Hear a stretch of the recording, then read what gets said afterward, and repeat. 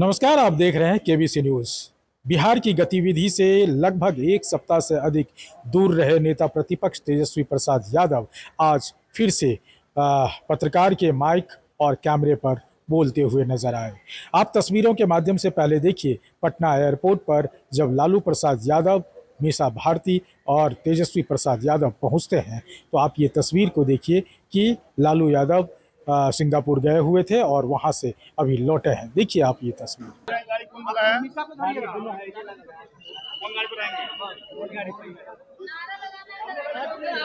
लालू जी, सुरक्षा को वापस ले लिया गया है। लालू जी अभी नहीं बोलेंगे भैया, पीछे बोलो आराम से। सुरक्षा को वापस ले लिया गया लालू जी। बोलने दो। हटिए हटिए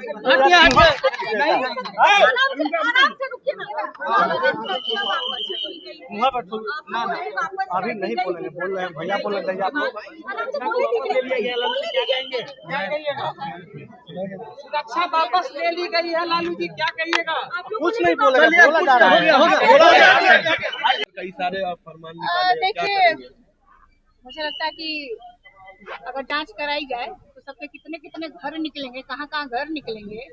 और ये सरकारी घर है। अब सरकार बदल गई है। सरकार को सिर्फ घर, सुरक्षा, गाय, मंदिर, हिंदू, मुस्लिम, रोजगार नहीं, बिहार में एक फैक्ट्री नहीं, डबल इंजन की सरकार है। 12 वर्ष केंद्र में पूरे हो गए हैं, यहाँ 20 वर्ष पूरा हो गया है।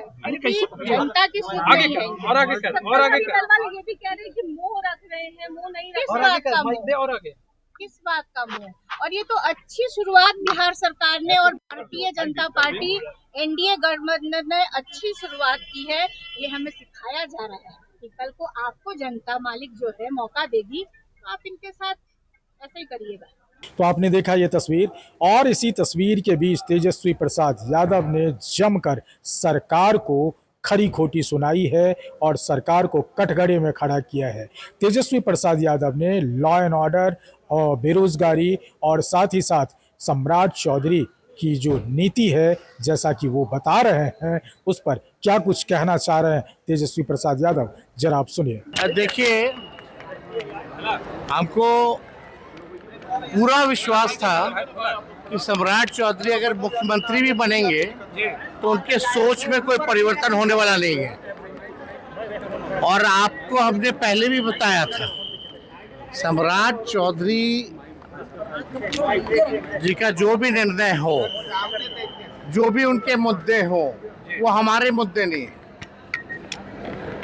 हमने पहले भी कहा था कि सम्राट चौधरी जी कि बिहार सरकार का खजाना खाली है, कोई काम नहीं हो रहा, भ्रष्टाचार पे भ्रष्टाचार हो रहा है, रिशु जैसे मामले सामने आ रहे हैं, कोई कार्रवाई नहीं हो रही है, सत्ता में बैठे लोग उनको संरक्षण देने का काम कर रहे हैं, डेली हत्या, लूट, अपहरण और अपराधी जो है बेलगाम हो रखे हैं, नीट जैसे मामले, परीक्षाएं जो हैं, पेपर लीक हो रहा है, माताओं बहनों को अब तक 2 करोड़ रुपए का जो वादा किया था वो नहीं दिया गया, पेंशन लोगों का बंद है, विधायकों को, मंत्रियों को तनख्वाह नहीं मिल रहा है, कोई काम नहीं है। इसलिए ध्यान भटकाने के लिए जो आप कह सकते हैं कि जो राजनीति जो है सम्राट चौधरी जी की, ध्यान भटकाने के लिए इतनी सोच है कि सुरक्षा ले लो, उस पर चर्चा कराओ।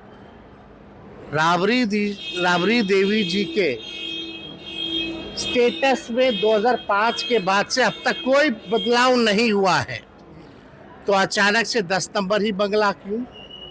जो हमें जो बंगला अलॉट किया गया वही क्यों नहीं अलॉट कर दिया गया मंत्रियों को?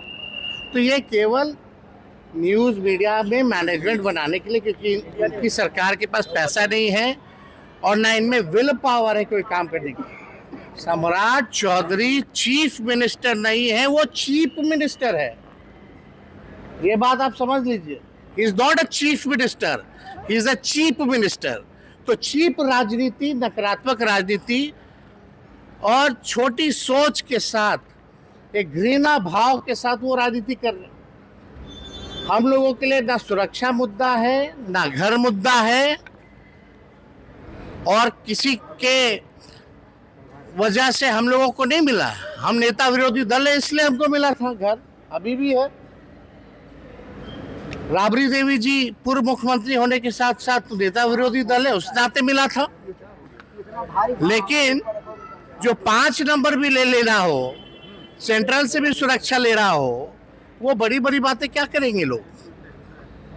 रेवड़िया जैसे है वैसे ये लोग सुरक्षा बांट रहे हैं जिसको तिसको। खैर इस पे हमको कोई टिप्पा टिप्पणी नहीं करना।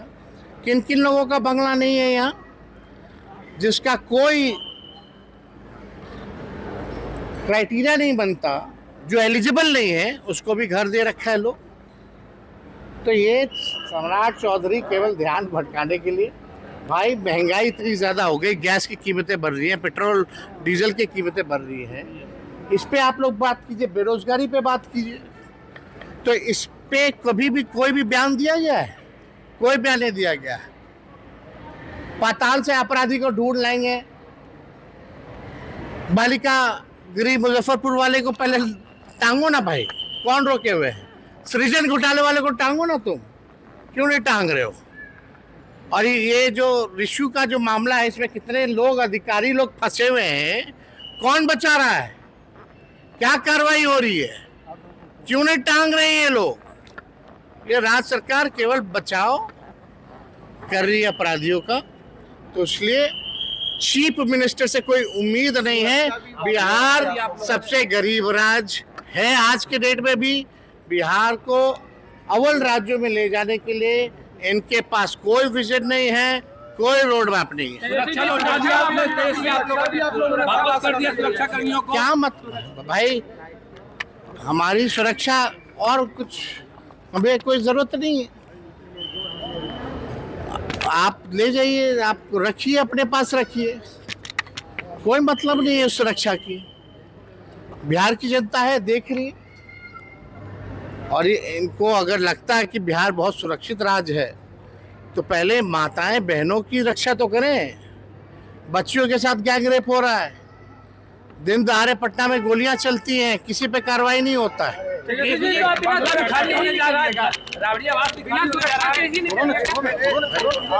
भाई हमारे कार्यकर्ता बहादुर हैं, विचारधारा से सब लोग जुड़े हुए हैं, और हम सभी राष्ट्रीय जनता दल के सभी कार्यकर्ताओं को दिल से धन्यवाद देना चाहते हैं कि संकट के घड़ी में भी जो संघर्ष के साथी हमारे लोग बने हैं, एक दिन समय आएगा कि सबको जवाब मिलेगा। तो आपने सुना, तेजस्वी प्रसाद यादव ने तमाम ऐसे पहलुओं को छुआ है जो जन सरोकार से संबंध रखता हो, और उनका मानना है कि जितने भी तरह के मुद्दे हैं सम्राट चौधरी के, वो मुद्दा हमारा नहीं है। हमारा मुद्दा जनहित का है, हमारा मुद्दा पलायन का है, हमारा मुद्दा पेपर लीक, नीट, इन तमाम मुद्दों को संरक्षित करना है। लेकिन ये पेपर लीक और नीट वाला जो मामला है, इसको संरक्षण देने का काम आज की सरकार कर रही है। तो ऐसे कई ऐसे आरोप भी लगाए हैं बिहार सरकार पर, यानी सम्राट सरकार पर, और कई ऐसे पहलुओं को उन्होंने सम्राट चौधरी को आईना भी दिखाया है। लेकिन अब देखना होगा कि तेजस्वी प्रसाद के इस बयान पर आगे की क्या कुछ जवाब मिल पाता है सम्राट चौधरी या बिहार सरकार के बड़े मंत्रियों के द्वारा। कमलेश आनंद, केबीसी न्यूज़, पटना।